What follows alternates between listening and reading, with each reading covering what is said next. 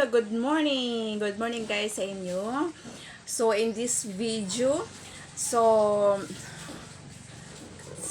tapos na kasi yung natin, gumagawa kami ng buko with milk. Oo.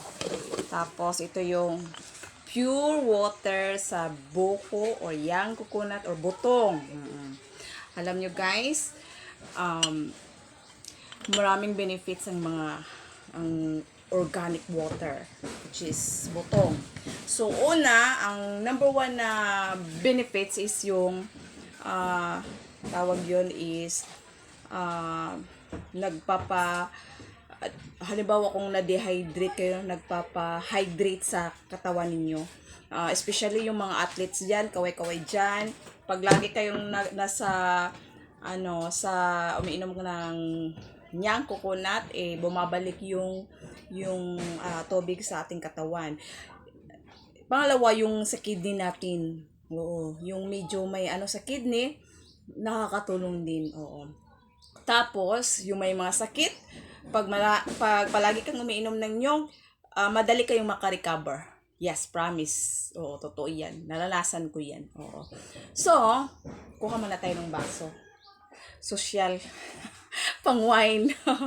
So, kain tayo guys. Oo. So, guys, salamat sa lahat sa mga viewers ko, sa mga subscribers ko, at saka yung mga nag-like sa akin, at saka nag-share. Salamat po sa inyo. So, yung bagong follower ko ngayon na si AG Worker, salamat po at congrats po at saka nakakatulong po kayo sa akin. Sa mga bagong subscribers, ipindutin nyo na. Sasayaw ako pag meron akong bagong subscriber. At salamat po kasi naging 2,500 subscribers na po ako ngayon. Oo.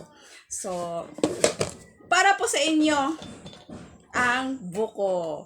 So, guys, salamat sa lahat sa panonood at saka share at like. At ito po ay nakakatulong sa akin.